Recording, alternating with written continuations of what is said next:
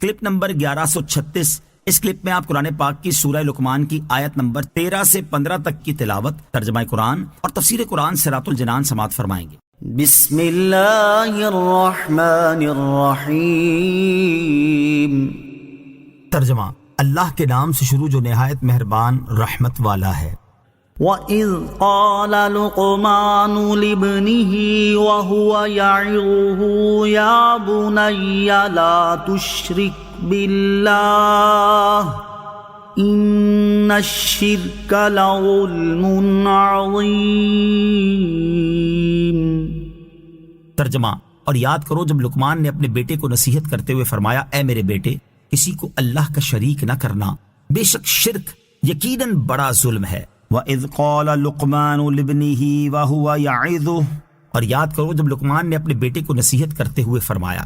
حضرت لقمان رضی اللہ تعالیٰ عنہ کے بیٹے کا نام انعم تھا اور ایک قول کے مطابق اشکم تھا۔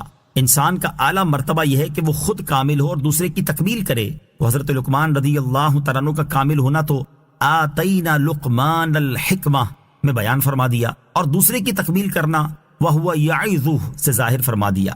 آپ رضی اللہ تعالیٰ عنہ نے اپنے بیٹے کو نصیحت کرتے ہوئے فرمایا، اے میرے بیٹے، کسی کو اللہ کا شریک نہ کرنا، کیونکہ اس میں جو عبادت کا مستحق نہیں اسے مستحق کے عبادت کے برابر قرار دینا ہے، اور عبادت کو اس کے محل کے خلاف رکھنا ہے، اور یہ دونوں باتیں عظیم ظلم ہیں۔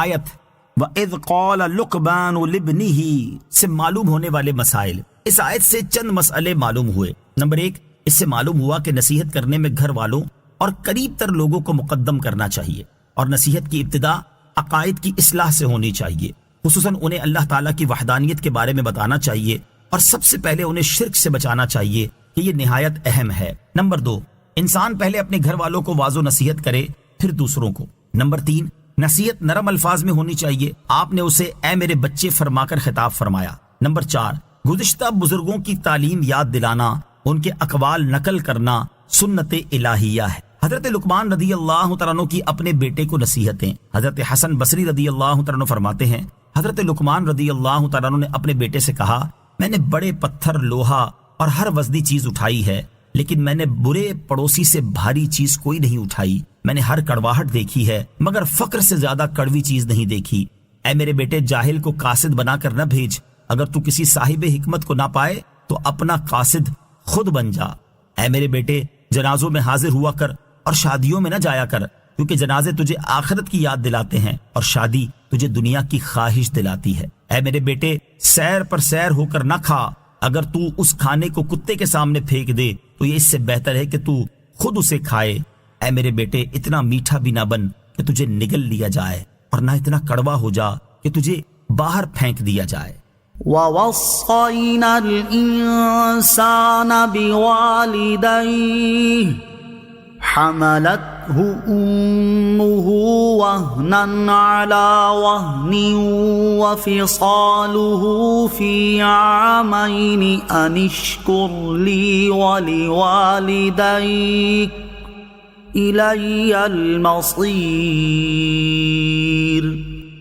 ترجمہ، اور ہم نے آدمی کو اس کے ماں باپ کے بارے میں تاکید فرمائی، اس کی ماں نے کمزوری پر کمزوری برداشت کرتے ہوئے اسے پیٹ میں اٹھائے رکھا، اور اس کا دودھ چھڑانے کی مدت 2 سال میں ہے کہ میرا اور اپنے والدین کا شکر ادا کرو، میری ہی طرف لوٹنا ہے۔ وَوَصَّيْنَا الْإِنسَانَ بِوَالِدَيْهِ، اور ہم نے آدمی کو اس کے ماں باپ کے بارے میں تاکید فرمائی۔ اس آیت کی ابتدا میں فرمایا کہ اللہ تعالیٰ نے آدمی کو اپنے ماں باپ کا فرما بردار رہنے اور ان کے ساتھ نیک سلوک کرنے کی تاکید فرمائی۔ پھر اس کا سبب بیان کرتے ہوئے ارشاد فرمایا کہ اس کی ماں نے کمزوری پر کمزوری برداشت کرتے ہوئے اسے پیٹ میں اٹھائے رکھا، یعنی اس کی ماں کی کمزوری میں ہر وقت اضافہ ہوتا رہتا ہے۔ جتنا حمل بڑھتا جاتا ہے اور بوجھ زیادہ ہوتا ہے، اتنا ہی کمزوری میں اضافہ ہوتا ہے۔ عورت کو حاملہ ہونے کے بعد کمزوری، تھکن اور مشقتیں پہنچتی رہتی ہیں۔ حمل خود کمزور کرنے والا ہے، درد ذہ کمزوری پر کمزوری ہے، اور وضع حمل اس پر اور مزید شدت ہے، اور دودھ پلانا بھی مستقل مشقت کا ذریعہ ہے۔ اس کے بعد ارشاد فرمایا کہ بچے کا دودھ چھڑانے کی مدت ولادت کے وقت سے لے کر 2 سال تک ہے۔ انشکر لی ولیوالدیک، کہ میرا اور اپنے والدین کا شکر ادا کرو۔ یہ وہ تاکید ہے جس کا ذکر اوپر فرمایا تھا، اور اس سے یہ بھی معلوم ہوا کہ والدین کا مقام انتہائی بلند ہے، کیونکہ اللہ تعالیٰ نے اپنے ساتھ بندے کے والدین کا ذکر فرمایا اور ایک ساتھ دونوں کا شکر ادا کرنے کا حکم دیا۔ اب اگر کوئی بدقسمت اپنے والدین کی خدمت نہ کرے اور انہیں تکلیفیں دے تو یہ اس کی بد نصیبی اور محرومی ہے۔ حضرت سفیان بن عیینہ رحمت اللہ تعالی علیہ اس آیت کی تفسیر میں فرماتے ہیں کہ جس نے 5 گانا نمازیں ادا کی وہ اللہ تعالیٰ کو شکر بجا لایا، اور جس نے 5 گانا نمازوں کے بعد والدین کے لیے دعائیں کی تو اس نے والدین کی شکر گزاری کی۔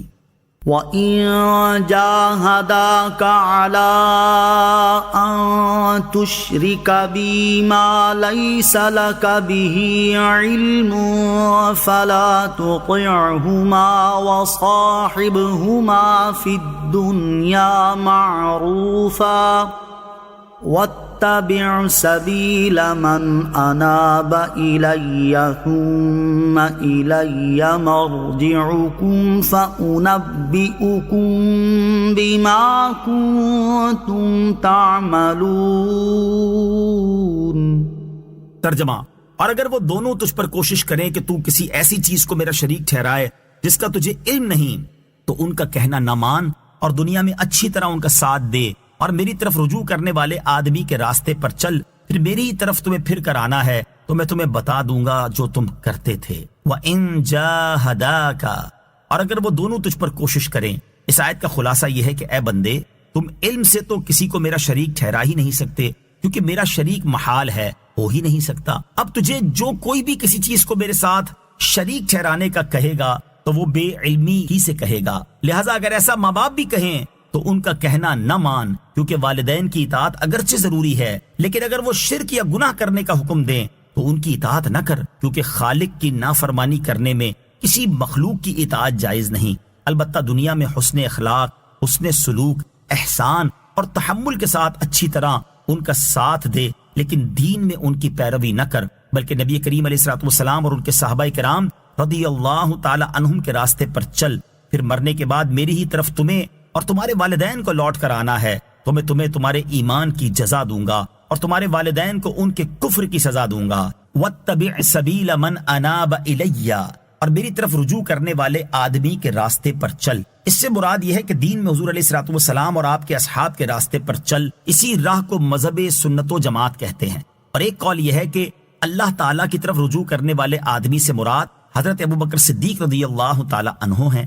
حضرت عبداللہ ابن عباس رضی اللہ تعالیٰ عنہ فرماتے ہیں جب حضرت ابوبکر صدیق رضی اللہ تعالیٰ عنہ ایمان لائے تو آپ کے پاس حضرت عثمان، طلحہ، زبیر، سعد بن ابی وقاص اور حضرت عبد الرحمن بن عوف رضی اللہ تعالیٰ عنہم آئے اور کہا کہ اے ابوبکر رضی اللہ تعالیٰ عنہ، کیا تم نے اس مرد کی تصدیق کی ہے اور اس پر ایمان لے آئے ہو؟ تو حضرت ابوبکر صدیق رضی اللہ تعالیٰ عنہ نے کہا کہ ہاں، میں ایمان لے آیا ہوں اور صدق کے دل سے ان کی رسالت کو تسلیم کر لیا ہے۔ یہ سن کر وہ سب سرکار دو عالم علیہ الصلوۃ والسلام کی بارگاہ میں حاضر ہوئے اور اسلام قبول کر لیا۔